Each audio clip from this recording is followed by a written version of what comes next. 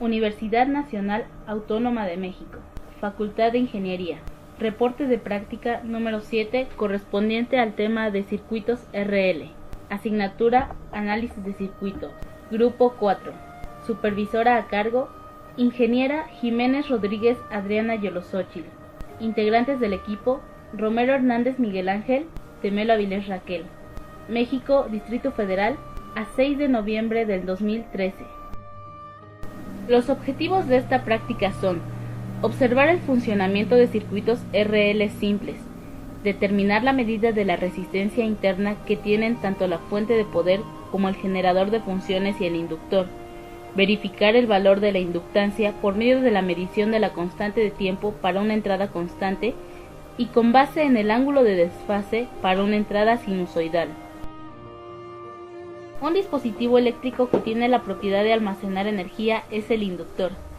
que es básicamente un alambre enrollado de forma uniforme para formar una bobina o devanado de múltiples vueltas o espiras. El inductor almacena energía en forma de campo magnético. Cuando se hace circular por una bobina una corriente eléctrica, se genera un campo magnético cuyo flujo phi es proporcional a dicha corriente I y al número de vueltas de la bobina N, y geométricamente es perpendicular al plano de las espiras de este dispositivo. Se le denomina inductancia L a la constante de proporcionalidad que se establece entre la corriente eléctrica y el flujo magnético. A su vez, si el flujo es cambiante, crea un voltaje inducido en cada vuelta proporcional a la derivada de este flujo con respecto al tiempo.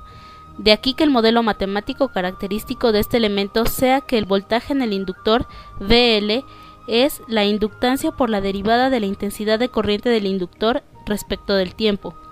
donde L es la inductancia, que se puede definir como la medida de la capacidad de un dispositivo para almacenar energía en forma de un campo magnético.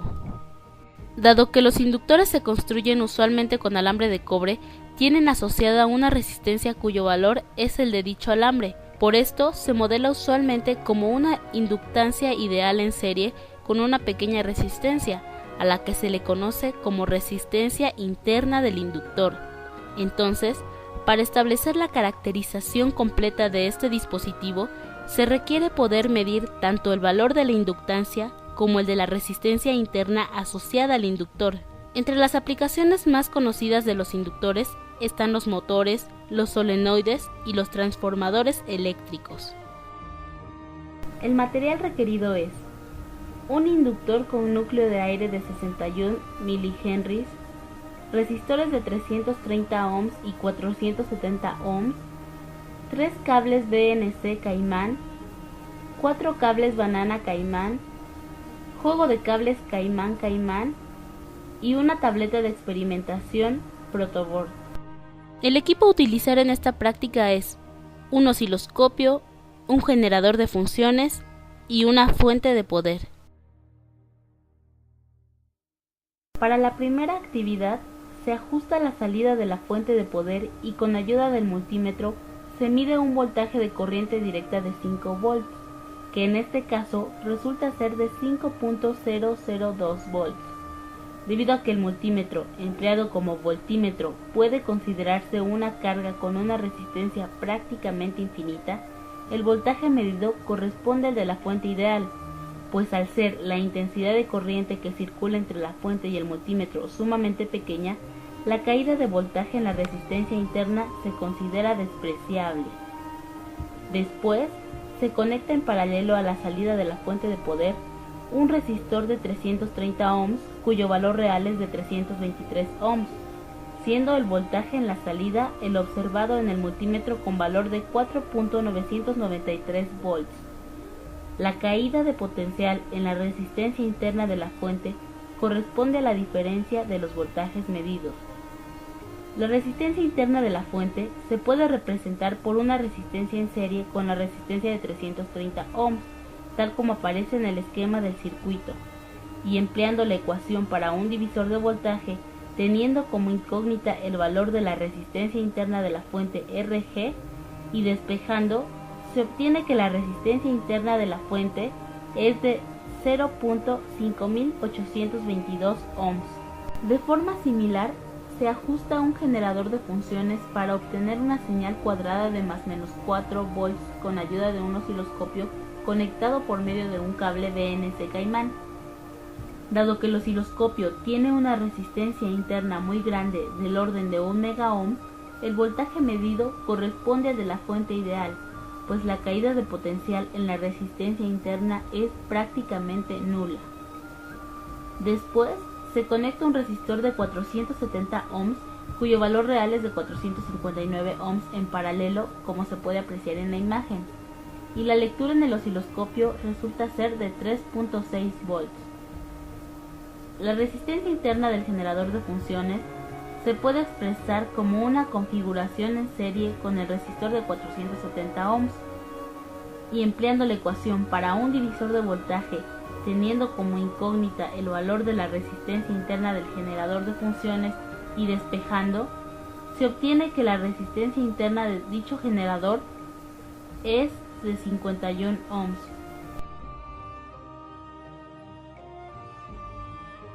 Para la medición de la resistencia de un inductor, se necesita conectar en serie un inductor y un multímetro empleándose como amperímetro.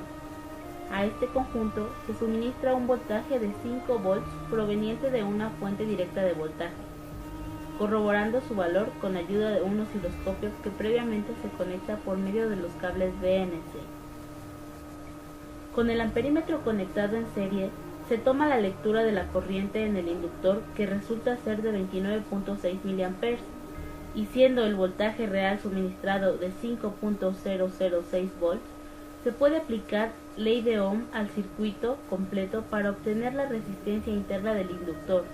pues la resistencia total por la cual se multiplica la intensidad de corriente para obtener el voltaje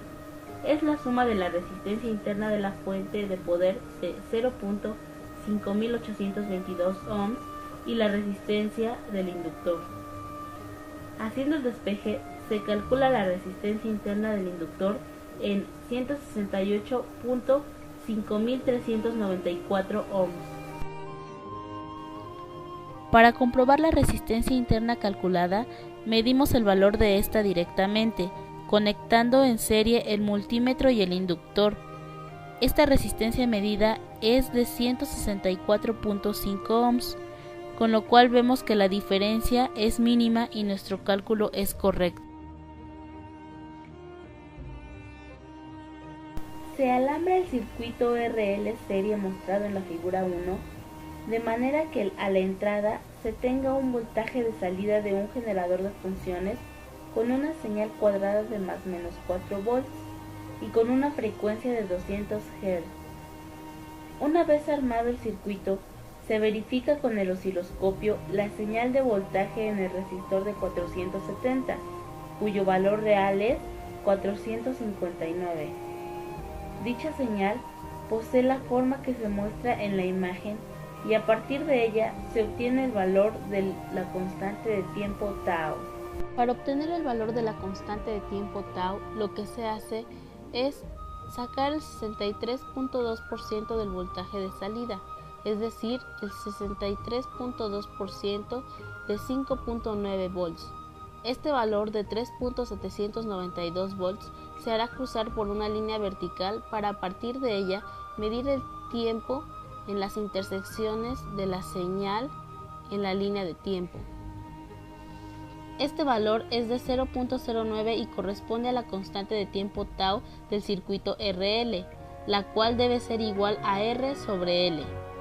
Dado que la resistencia del circuito es conocida al ser la suma de las resistencias internas del generador de funciones, del inductor y de la resistencia, es posible determinar el valor de la inductancia al multiplicar esta suma por el periodo tau, con lo cual obtenemos una inductancia de 60.97 milihenries, que es muy similar al valor teórico de 61 milihenries.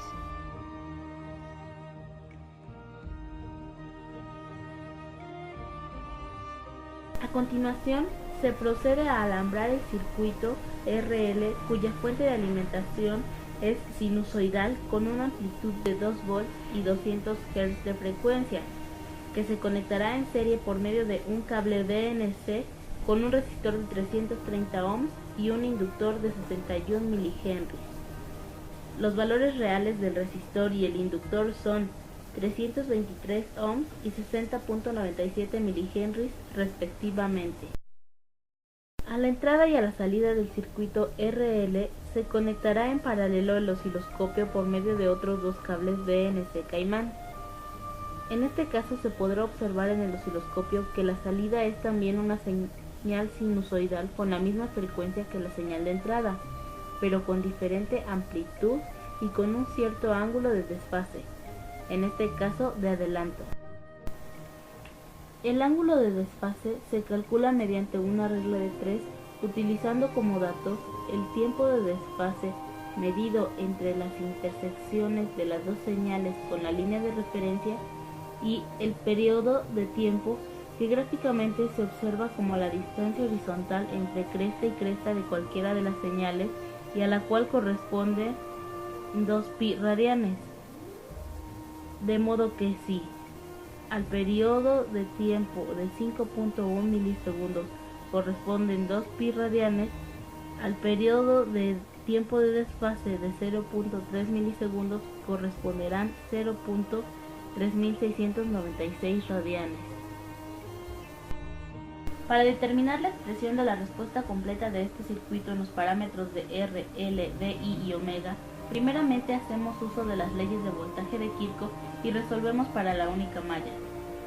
El voltaje de la fuente es la suma del voltaje en la resistencia interna de la fuente, el voltaje en el resistor de 330 ohms, el voltaje en la resistencia interna en el inductor y el voltaje en el inductor. Esto expresado de forma de ecuación diferencial es: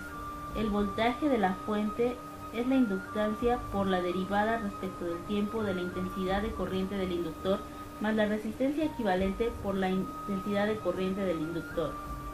Normalizando la ecuación tenemos que la derivada respecto del tiempo de la intensidad de corriente en el inductor más la resistencia equivalente entre la inductancia por la intensidad de corriente del inductor es igual al voltaje de la fuente entre la inductancia. Dado que la fuente de voltaje es sinusoidal, la intensidad de corriente en el inductor es A seno omega por T más B coseno omega por T, siendo su derivada A omega por coseno omega por T menos B omega seno de omega por T. Por lo que al sustituir estos valores en la ecuación diferencial, se tiene que A omega coseno de omega por T menos B omega seno de omega por T más R equivalente entre L por A seno omega por T más B coseno omega por T es igual al voltaje de la fuente entre L por el seno de omega por T. Igualando los términos de senos y cosenos, se determina que menos B omega más R equivalente por A entre L es igual al voltaje de la fuente entre L, y A omega más R equivalente por B entre L es igual a 0. Resolviendo este sistema, A resulta ser el voltaje de la fuente por la R equivalente entre la R equivalente al cuadrado más la omega al cuadrado por la L al cuadrado, y B es menos el voltaje de la fuente por omega por L entre R equivalente al cuadrado menos omega al cuadrado por L cuadrado. Una vez obtenidas las constantes A y B, se sustituyen en la ecuación diferencial para obtener su respuesta particular, de tal modo que la respuesta particular de la intensidad de corriente en el inductor, una vez despejando y factorizando términos, se expresa como ILP es igual a voltaje de I entre R equivalente al cuadrado más omega cuadrado L cuadrado por la R equivalente seno de omega T menos omega L entre R equivalente por coseno de omega T. Sabiendo que la respuesta particular también se puede expresar como una magnitud C de una señal sinusoidal que presenta un desfasamiento phi, y aplicando identidad trigonométrica del seno de la diferencia de ángulos, se determina que el coseno de phi es igual a la R equivalente y el seno de phi es igual a omega por L. De este modo, la tangente de phi va a ser igual al seno de phi entre el coseno de phi, es decir, omega L entre R equivalente. A partir de esta relación se puede obtener la inductancia en términos de R equivalente, omega y el ángulo de desfase phi,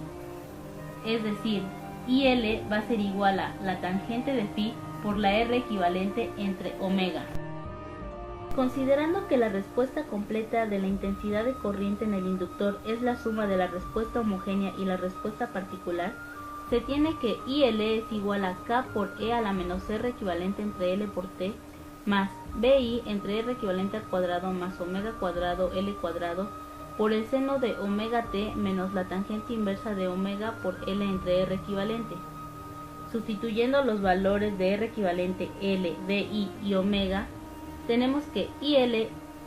es igual a K por E a la menos 8898.465 T más 5.12 por 10 a la menos 6 por el seno de 400 pi T menos 0.3696.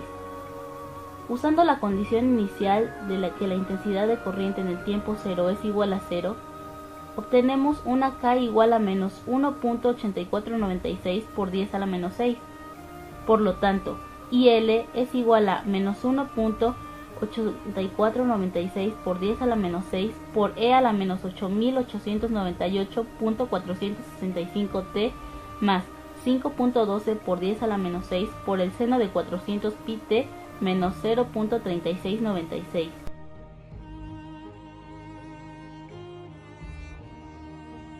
Para la última actividad, se alambra el circuito RL con dos puentes independientes como se muestra en la figura 3 mediante el programa Isis Proteus,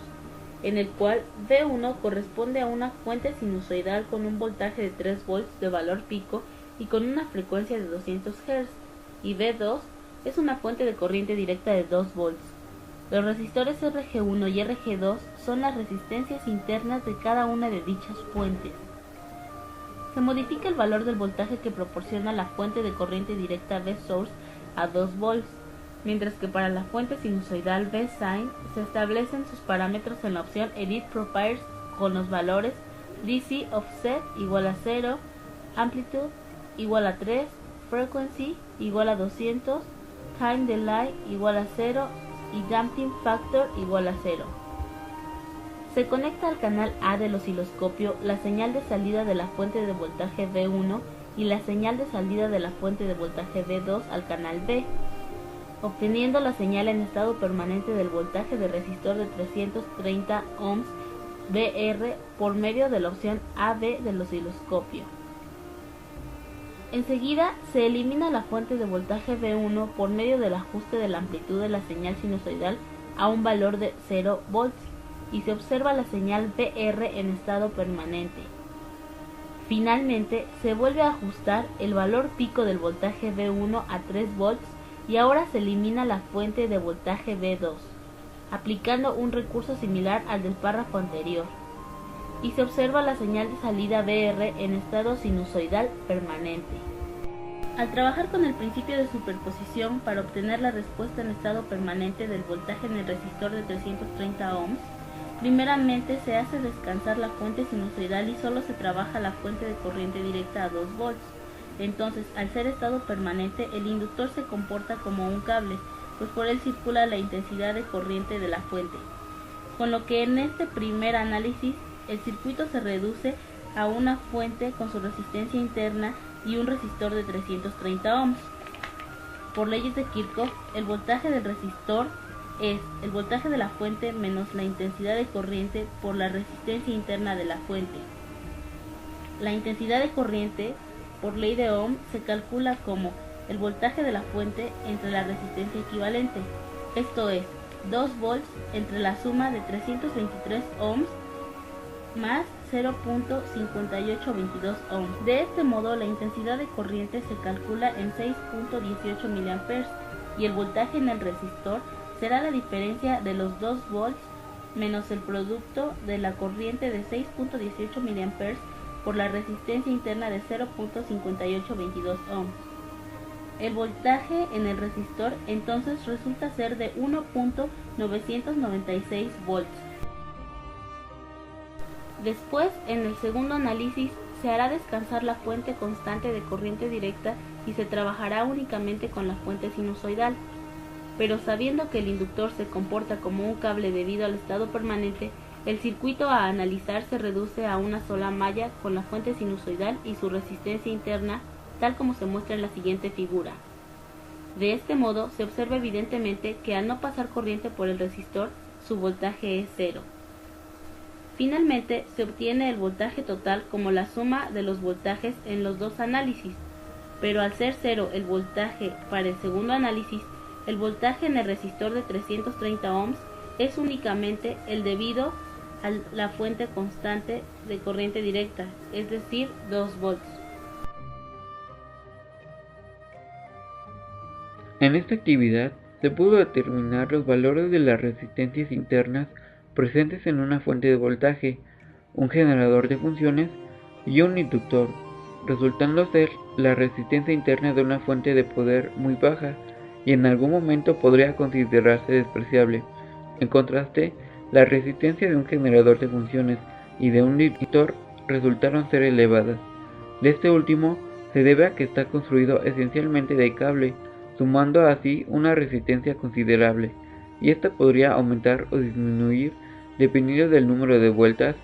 o del núcleo presente en el inductor,